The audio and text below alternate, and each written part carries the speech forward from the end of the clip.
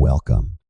Today, we're diving into how OIC banks can boost their climate impact by learning from the challenges faced by global banks. This video is based on a recent newsletter article from the RFI Foundation. You can find that article and subscribe to our newsletter on our LinkedIn page. More and more financial institutions across OIC countries have adopted responsible finance targets this year, many of them focused on climate change. Setting a target is just the first step. Once a bank sets a target, they have to decide where to devote their resources internally for implementation to meet stakeholders' expectations for targets, reporting, and impact in terms of progress towards global and national climate objectives. Banks in OIC countries generally have less experience than global banks with setting and implementing climate targets, and they can benefit from understanding some of the challenges that other banks have faced with their own targets. A recent report from the Transition Pathways Initiative, TPI, evaluated progress made by large global banks on climate transition, and it offers useful insights for banks who are just now starting to implement their own targets. Companies of all types have seen increased regulatory and stakeholder pressure about greenwashing. After a bank sets a climate or net zero target, stakeholders will be most concerned with two things. One, are the targets meaningful in meeting global or national climate objectives? And two, is the bank able to follow through and meet the targets they set? Climate targets that do not line up with actions or capabilities of a bank can become a source of greenwashing risk.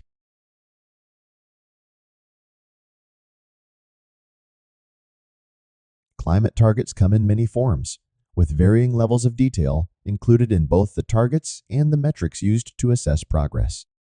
Climate targets for banks are particularly complex because the emissions that are included are often not in the direct control of the bank itself.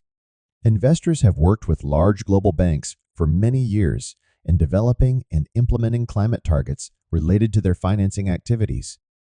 The experience has uncovered a few areas of concern that banks should be aware of. Many banks start by targeting emissions connected to one or a few sectors. Although this can be a way for banks to begin their implementation, they will need to broaden the share of their financing activities covered by targets.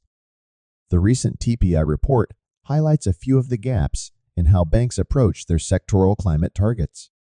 It is most common for them to pick sectors based on their share of the bank's financing assets, but some investors want banks to focus on the high-emitting sectors that are a larger share of the bank's total revenue.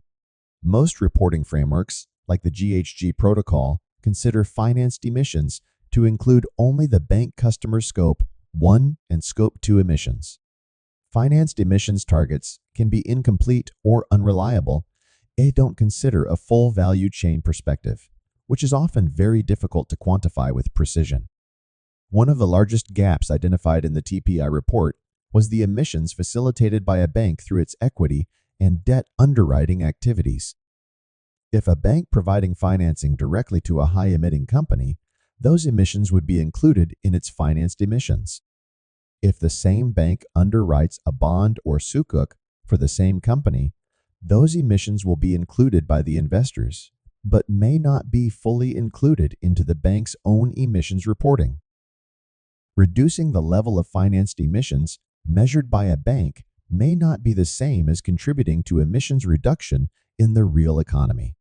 Although there has been progress towards harmonizing the measurement of financed emissions, there is still no single metric that can indicate whether a bank is aligned to its climate target. If banks rely on only one metric, there is a risk that they optimize their activities around that metric rather than optimizing their financing of actions that produce the greatest emissions reduction in the economy as a whole. To take an example, consider a bank that has set a financed emission reduction target for its financing portfolio and doesn't consider the impact on the economy. It can meet that target by reducing financing to high-emitting sectors, even if those customers just pursue financing from other sources. From the bank's perspective, their financed emissions indicator will show progress made even if the emissions in the economy remain unchanged. A diverse range of stakeholders have adopted the Energy Supply Financing Ratio, ESF, to be a supplemental metric for investors and financial institutions on their energy transition investment. It is based on research from the International Energy Agency, who have concluded that for the world to be on pace for global net zero by 2050, there would need to be $6 invested in renewable energy for every $1 invested in fossil fuels by 2030. A bank can show its progress on supporting the energy transition by mapping out how its ESF ratio converges to the 6-to-1 target by 2030. For banks, setting a climate target is a good way to show their commitment to supporting the achievement of global and national climate objectives. Once they have set a target, the focus of stakeholders will shift from looking at whether the bank has a target at all to the quality of that target and the progress the bank shows towards reaching its targets. If a bank wants to build greater confidence among stakeholders about its initiatives to implement its climate target, it can combine its baseline climate disclosures with a metric like the ESF together with other sectoral decarbonization metrics for sectors that produce a material source of emissions. Thanks for listening, and if you want to learn more, subscribe to our newsletter on our LinkedIn page.